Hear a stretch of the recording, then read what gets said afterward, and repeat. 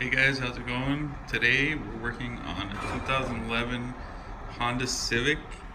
This one is 1.8, and this on this vehicle we're going to be working on the AC.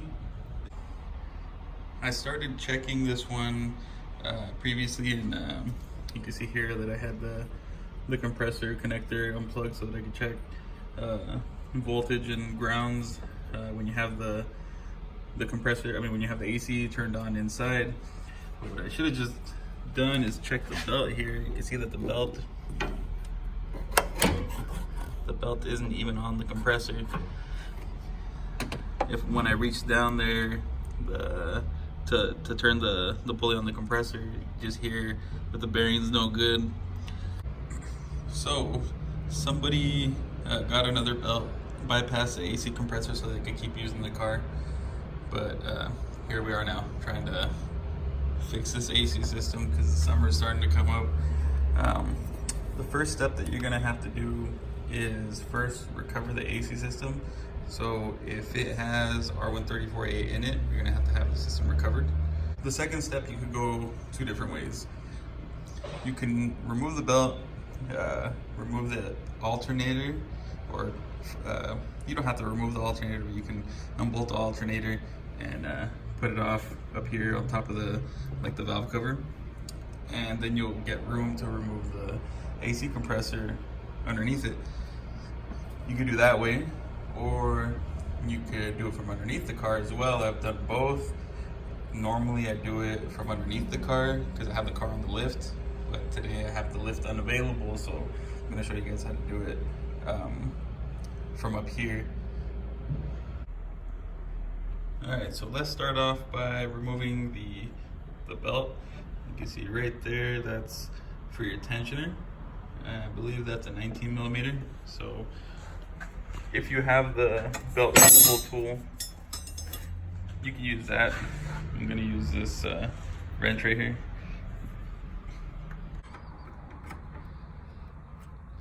Once you got it on there, you just push upwards, and you need to do it a little bit slow because this is a hydraulic tensioner.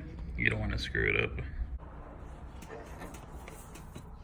There we go, we got the belt off now. So one thing I always do,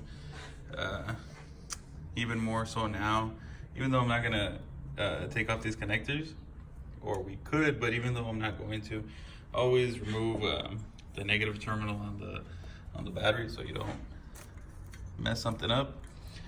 Let's see, the next, I removed this guy right here. We removed that. This I had already unplugged. This one is supposed to go up on these clips, but these clips were already broken, so it was just flopping around. But when we put it back together, we can tie it up with some zip ties so it doesn't go get closer to the catalytic converter. So from what I can see right here, we got one,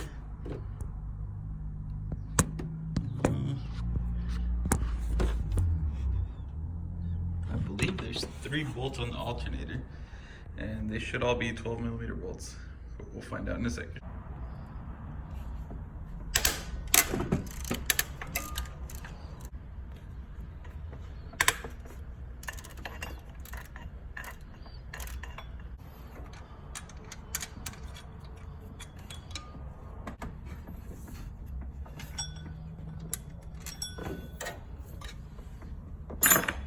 Now that we have our bolts out, and it was actually only 2 bolts, so I thought I had seen 3, but it's just 2. Now that we have those 2 out, it should be loose. We should be able to just wiggle it out.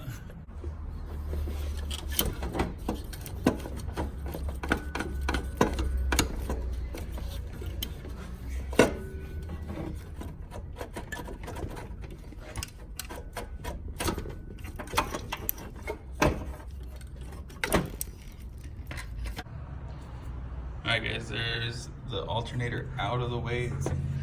I just moved it out, kind of have it resting on top of the catalytic converter and right here up against the radiator core support. There should be enough room for us. Next, We have right here the hydraulic tensioner. That looks like also a 12 millimeter. And then this little bracket right here, this one should have 2 bolts as well. And they should also be two 12 millimeters. Also for this guy, when I was removing this, let's see, the top bolt. Let me see if I can remember which way it went. So this top bolt right here, this is the one that you can see from the top. This is the one that was hiding on the bottom. This long bolt went on the top. For this one I used a short 12 millimeter socket. And for this one, the bottom one, I used a deep socket 12 millimeters. Now let's get to removing that guy right there.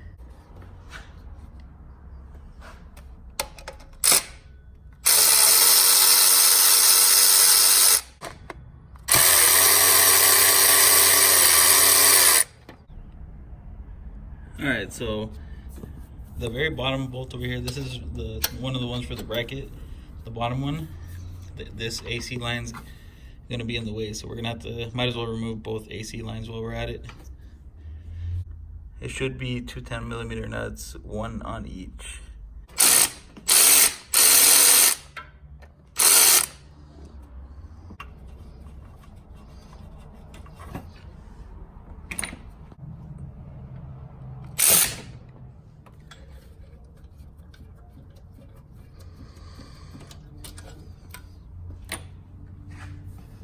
Just tie on the lines, they should pop right off.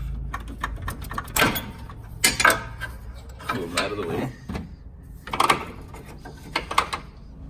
All right, now I can get to that the last bolt.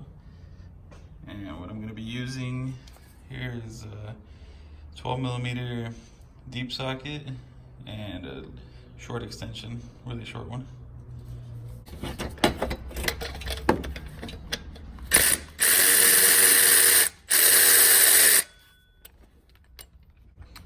There's that one, you can see it a lot easier. This one's just a regular a short socket. This one needed a deep socket with a little extension. You probably could do it without the extension and just a deep socket, but since I like using my electric ratchet, it wouldn't have fit very well without the extension. Put that off to the side. Now we can see the AC compressor right there. So this AC compressor is going to have 4 bolts. There's the 2 you can see right there. There's going to be one somewhere around right here, and then another one on the back side about here on the bottom. And once I get them all taken out and get the compressor out, I can show you guys a little better what the bottom ones look like.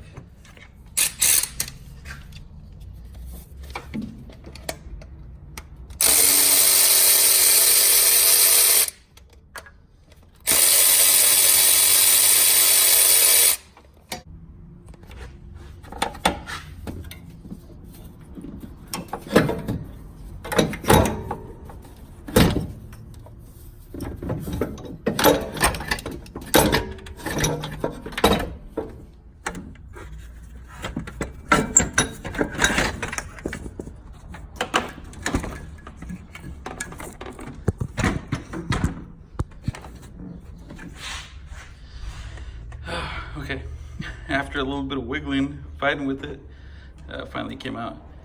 So you have to flip it upside down like this. So you got it like this.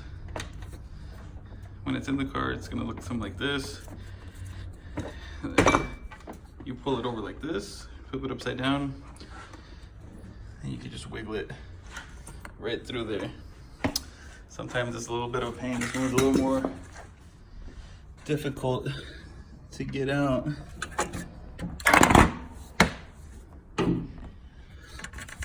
But for the most part, it's pretty simple. I honestly think that this is easier from under the car, but only when I have it on the lift.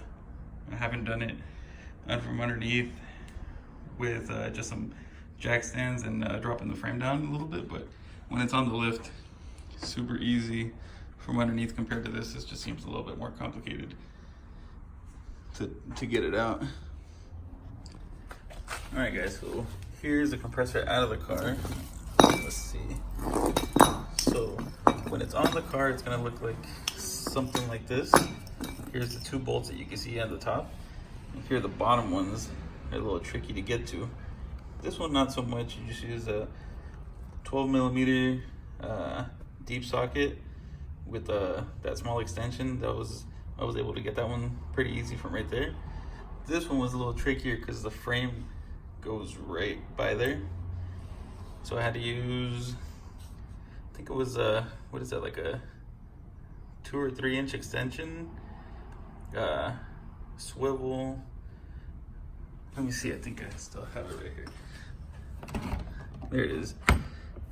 The small extension, the swivel, and the shorter 12 millimeter socket to get to that one. Wasn't too bad, but it's just because the frame is in the way, you have to use the swivel to get to it. Now that we have it out, here you guys can hear the bearing. That's really bad.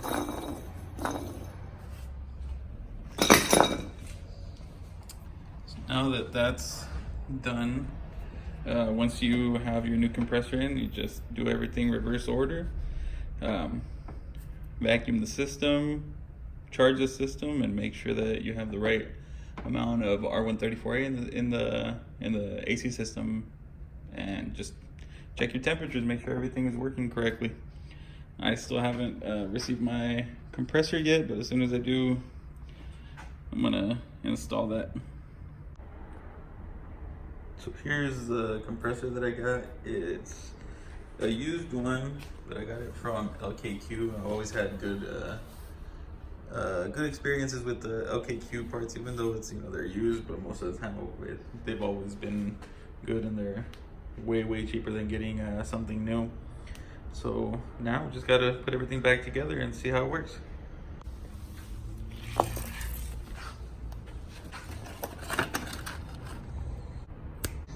Compressor's in, alternator's back in, everything's put back together. I got the right belt on now, the part number that I used for the belt. This guy right here, what is this? Continental 4070852. Well, it looks like it got really cold real fast. So the compressor's working good for being a used compressor. Another thing is, since I unplugged the battery, the negative battery terminal, the code for the stereo on this is always over here in the glove box, and if it's not there, you have to call the dealer to get the code. Well, sometimes they write it in the owner's manual, but rarely. Alright guys, that's another AC job done. Hopefully this helps somebody out. Thank you guys for watching. I hope you enjoyed. Peace out.